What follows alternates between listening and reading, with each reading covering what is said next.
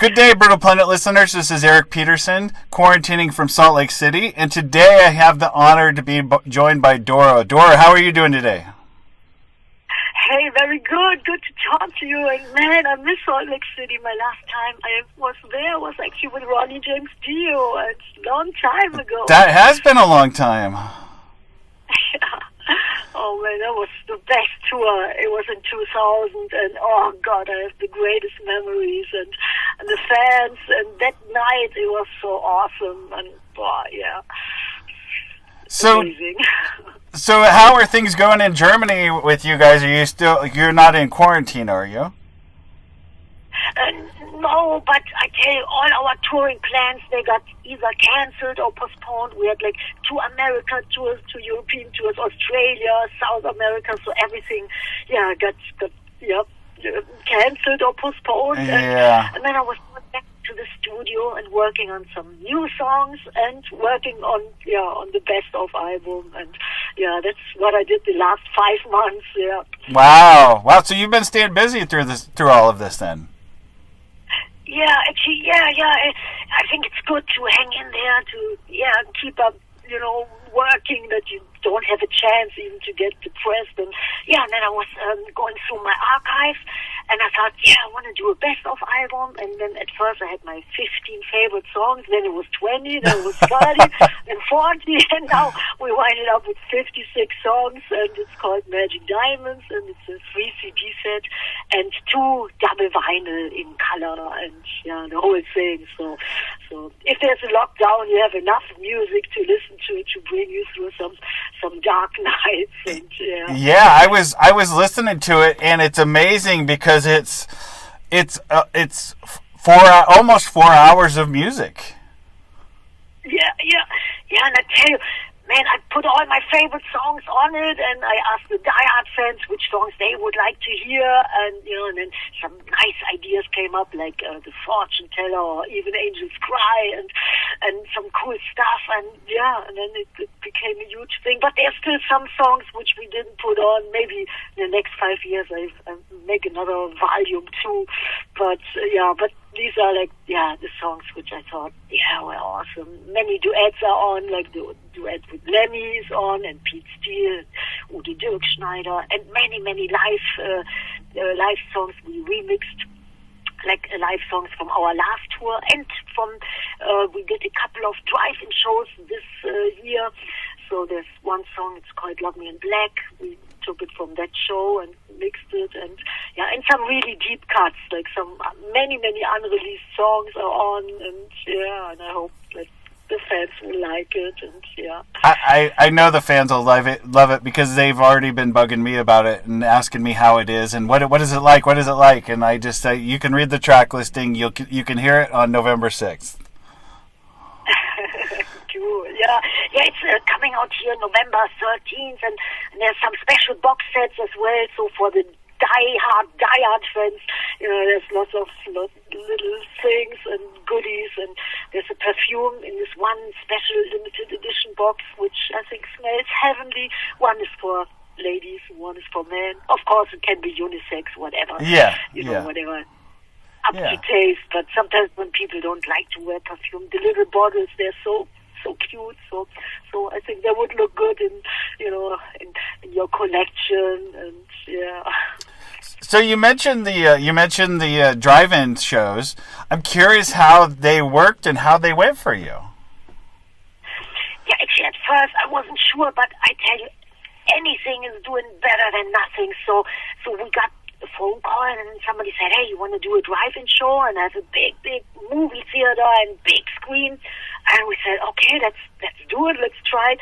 And that was the first time, and it looked exactly like when we were shooting our All We Are video in LA. And when I hopped on stage, it looked exactly like that. There were hundreds of cars, and we were on stage, and it was like a deja vu from '87. And nice. It was cool. Big challenge, and it sounded actually great. It was different from a normal show or festival, and you can't really compare it, but it was great. It was an adventure, and then people were singing along. I went downstairs and I was singing with the people. There was a lot of distance, so sometimes, it's a little bit awkward that you don't have, like, the metalheads right in your face, but Yeah. it still was. And then we filmed a little video, like, on our cell phone. We put it on our social media, on Facebook and Instagram, and then we got many more phone calls, and people said, hey, I own a drive-in too, you guys want to play? So we did many drive-in shows, and every show was different. It was definitely a big adventure. Sometimes it was awesome because people could, they sounded great. You could hear them. They were honking their horns, Nice. which was loud as hell. Nice. But sometimes they had to be stuck in their cars. And then I thought, oh man, I got to play a little bit, with them. And I said, okay, let me see your blinkers. So, all the lights went on. Yeah. And then I said, okay, let me see, or let me hear you honk your horns. And it was so loud. And then when we played a headbanger, like, for example, the song Hellbound, then they were shaking their cars, almost you've seen cars flying. So that was a lot of fun. And yeah, it was actually cool. It was cool. But you can't compare it, like normal shows or festivals when you have the people right there. Of course, that I get more, but it was cool, and and you kept everything going, and you can connect with the fans, and and you can somehow make it work, and that was so nice. Metal always finds a way, So Yeah, exactly. It was cool. It's amazing. Did you ever think in your career, I mean, starting back in the early 80s, did you ever think that you would be playing drive-in shows in 2020? No. No, never. And I was always on tour, and usually I was always in America, and and playing and recording. And now it's all like, man, it's so different, and we had so many festivals and plans for tours, like, and now it's like, it all came to a stop. So it's weird. It looks like, Yeah. So my question for you is you've over the years you've collaborated with some amazing musicians. Tell me some of your favorites and why. Oh man, yeah, I was a big Kiss fan, so growing up with Kiss, and then I had the great chance to have Gene Simmons. In 1990 he produced one of our records, and it was a dream come true, and he was so nice, and he was very caring, and it was awesome. So working with Gene Simmons, oh God, that was so amazing to me. And then doing all these duets with other artists, and we did 3 songs together with Lemmy. And my first duet was actually Love Me Forever, a Motorhead classic. And that was actually my first duet partner. And I knew Lemmy from the early 80s on. So we had a long, great friendship. I love Lemmy. I miss him every day. And it was so amazing. We went into the studio in LA with Bob Kulick, who actually died a couple of months ago. Yeah. He was a super nice, great guitar player. And Eric Singer played drums on Love Me Forever, so it was so awesome. So and doing something with Lemmy, oh God, it was so cool. And there's another duet on the Magic Diamonds with Pete Steele. He was super and very tall, Yes. a gentle giant, Yes. very nice, and very sweet, soulful guy. That was great. And then we did, I did a duet with Udo Dirkschneider. We covered Breaking the Law. It's the orchestra version, which I think came out so good. Judas Priest was my first tour in my life. It was in '86, my first big tour. Nice. In '86, and they were treating us like gold. So I always want to say thank you to Priest. That's the reason why we recorded Breaking the Law.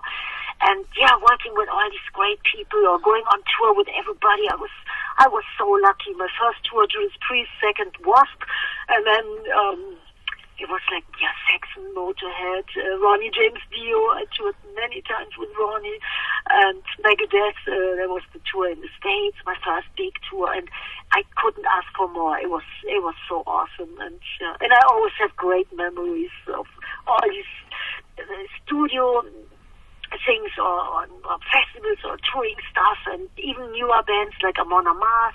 We did something together on my last studio album, Forever Boys, Forever United, and yeah, it's like, yeah, it's a dream, I tell you. I deeply appreciate it, and yeah, and it always, it makes me feel even more inspired, or that I have the feeling I want to give out even more energy, and and give out more to the fans, because I was so lucky, and yeah.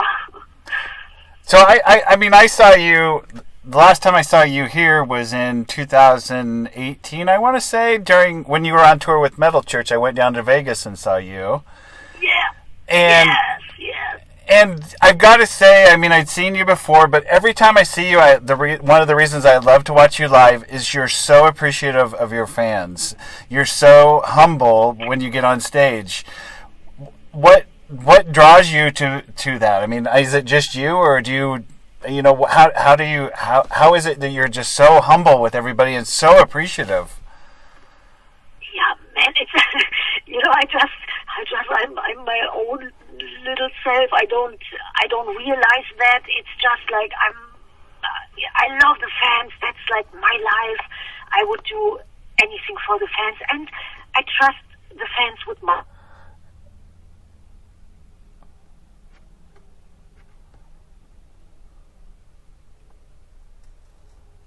Oh, you cut out for just a second.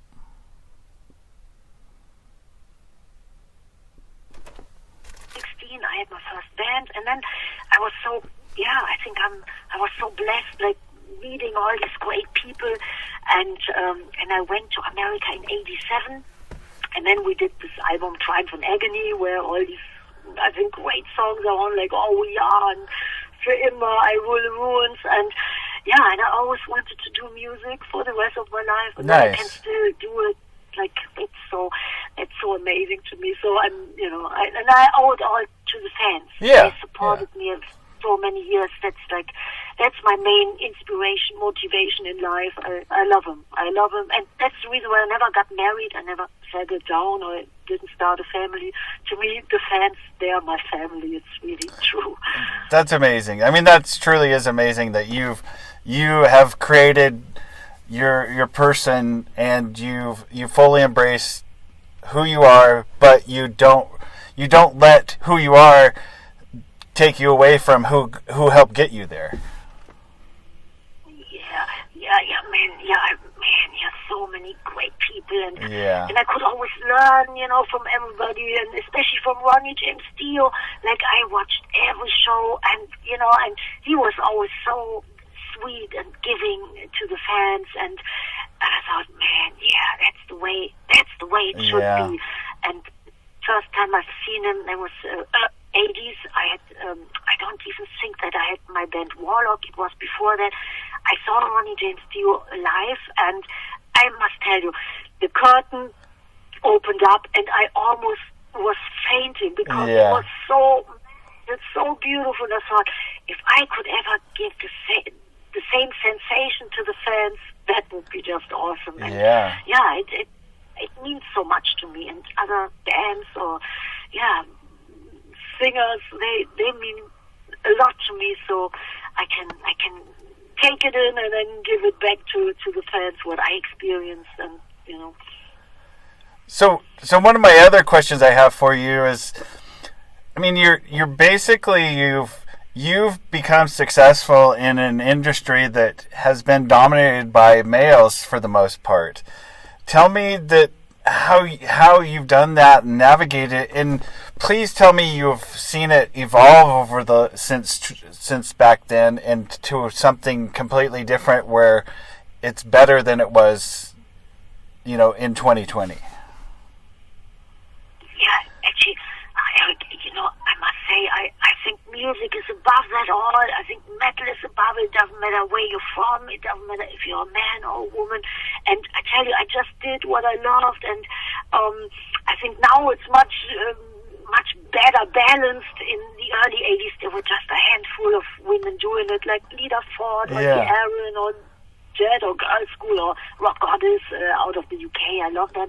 And now there are tons of great, talented female musicians, singers. So I think, better balance. Still not enough, but it got much better. But in the beginning, I never thought about it. I just did. I'm just a metalhead. Yeah. Metal. And to me, metal was always freedom. I love it super hardcore, hard and fast, and I love it super, super, like sensitive and gentle and soulful. So to me, that's just freedom. And but if you one time fall in love with metal, that's it. And I had a great chance to fall in metal early on. So when I was like 15, 16, and but we're all people, and I think of people, that's the reason why I love the fans so much. I can chat with them 10 hours, do a show, and then, go 10 hours, talk a little bit more, hang out, and living the metal spirit. There's more to it than just listening to your favorite band or going to a concert. I think it's a way of life. There's a lifestyle. I think the metalheads, they always have the heart and they're right in the right place. That's what I always experienced in all these years. And that's awesome. Nice. Yeah. What advice would you give some people, some younger generation that want to start a metal band or want to be where you are eventually one day? What advice would you give them? Yeah, I would say, always believe in yourself. There are many people who maybe want to give you advice, but if it doesn't resonate with you, just be yourself. Follow your heart, follow your soul, give it your all, always, put 110% in it, always hang in there, because it goes always up and down, it never goes only up, so you gotta, you should never lose faith and do what you love, find your style, whatever it might be, if it's like traditional metal or death metal or symphonic metal or rock, be who you are, and then do it full force, and the longer you do it, I think the more, you gain more self-confidence, and then, you can go out and rock the fans and, and have fun with it. That's important, whatever you do, it's not always fun, the whole business end, you should be a little bit careful, maybe take advice from a lawyer before you sign something, but I would give, as an advice, because we never did, and we signed away our lives many times. So I would say, try to see the professional side of it, and and get a good lawyer eventually. But other than that, always find good people who support you, and if nobody supports you, then just be good to yourself and do it, and keep up the good work, and always stick with it, and I mean, honestly, what you're saying is really good advice for anybody to do anything. Believe in yourself, and not only music. I loved sports so much. When I grew up, I thought, man, I always want to do something in sports. But then the music took over. Yeah. But I still love to do it on the side. I'm a big fan of boxing or Thai boxing, and I do Kung Fu.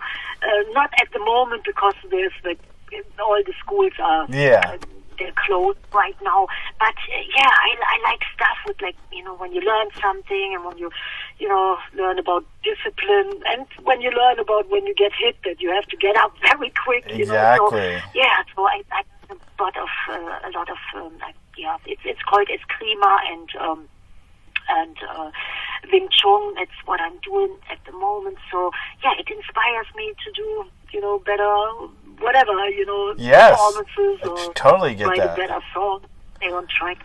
So to stay focused, that's sometimes very important. And Well, Doro, I have had an amazing conversation with you, and I would love to encourage everybody to go pick up the new Magic Diamonds Best of Rock Ballads and Rare Treasures when it comes out on November 13th. I think it's going to be I already know it's an amazing album because I've heard it, but I really can't say enough. It's really a catalog of what is you.